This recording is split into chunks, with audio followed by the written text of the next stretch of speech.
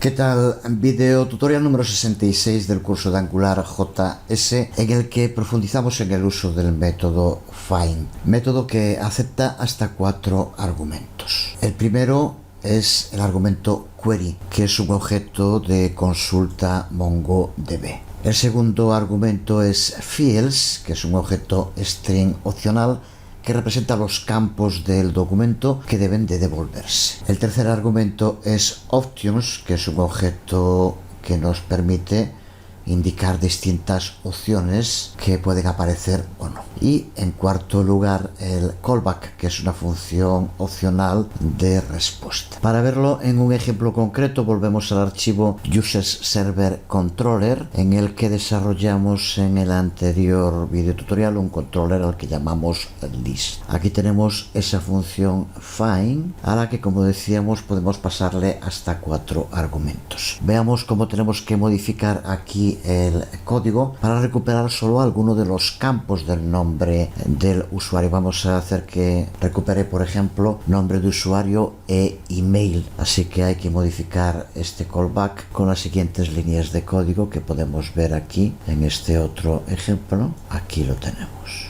El único cambio es que aquí le indicamos como uno de los argumentos que pasamos a la función los campos que queremos que recupere, username e email. Simplemente con ese cambio, si vamos al navegador, recuerda que tienes que tener abierto tanto el servidor de Mongo como el servidor Express. Si escribimos users como antes, observa como ahora nos devuelve solo los campos email y username, que fue lo que indicamos. Otro de los argumentos que decíamos que podíamos incluir era un objeto options, en el cual podemos indicar distintas opciones para la consulta, lo cual determina cuál va a ser el resultado. Aquí lo vemos, lo pongo como comentado porque no tenemos aún datos, simplemente tengo un usuario, podríamos poner más, pero en fin. Pero aquí tienes un ejemplo, de nuevo recuperaría username e email, pero aquí observa en este otro argumento como le indicamos skip y el limit. Con esto indicamos que recupere los usuarios, estos campos, que se salte los 10 primeros y que recupere los 10 siguientes. Con límite indicamos cuántos queremos que aparezcan. Si usáramos este código, puedes probarlo teniendo información en la base de datos, te devolvería los documentos que estuvieran entre el 11 y el 20.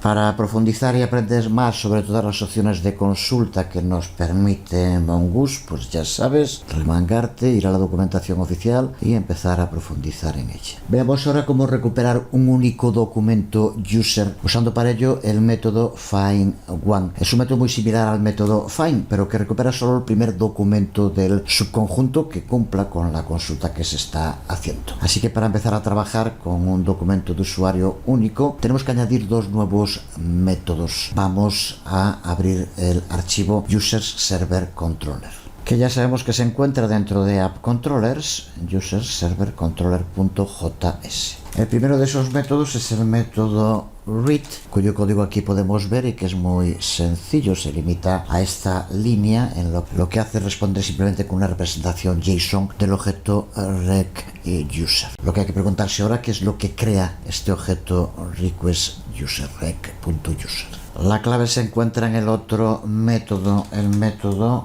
de nombre le vamos a llamar UserById, que será el responsable de poblar al objeto rec.user. Será este método UserById el que utilizaremos como middleware para tratar con la manipulación cuando sea un único documento, tanto cuando ejecutemos operaciones read, como vamos a hacer ahora, pero también cuando sean para update o para delete, algo imprescindible en todas las aplicaciones cuando tenemos datos en una base de datos, tener un sistema para poder acceder a un documento concreto dentro de esa base de datos, pues UserById cumple esa función. Una vez que tenemos el método en el controller, ahora también con la mecánica de siempre, necesitamos la ruta que nos permita acceder a él. Archivo que tenemos en AppRoots, User Server Routes.js, y añadimos las siguientes líneas de código. Observa cómo hemos añadido el método UsersRead como una ruta de solicitud que contiene UserID. ID. Decir también que en la sintaxis de Express añadir dos puntos antes de un substring, como es lo que aparece aquí en una definición de ruta, significa que este substring será manejado como un parámetro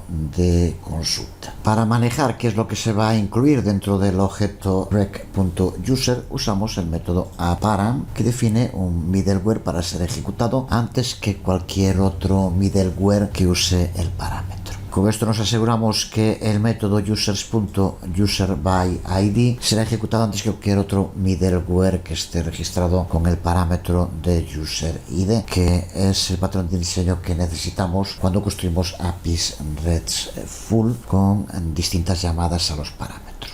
Pues con estos cambios en el código ya estamos preparados para recuperar usuarios concretos dentro de nuestra colección. Si volvemos a iniciar el servidor, recuerda que tienes que tener los dos servidores iniciados. Ya sabemos, de momento solamente hay un usuario, pero los que hubiera, aquí tenemos la ID, esta parte que aquí vemos. Si volvemos a pasar, no solo parece lo mismo, pero bueno, observa cómo ahora pasamos users y pasamos la ID del usuario, observa cómo nos la muestra. Digo que en este caso como hay uno, pero en fin, el proceso es este. Si hubiera 1000, le pasamos una ID y nos devolvería ese documento único del usuario. Aquí es para leer, pero el mecanismo va a ser exactamente el mismo para poder actualizar o para poder borrar, así que esta parte es muy importante para entender el funcionamiento de la aplicación. Seguiremos en el próximo video tutorial. Nos vemos.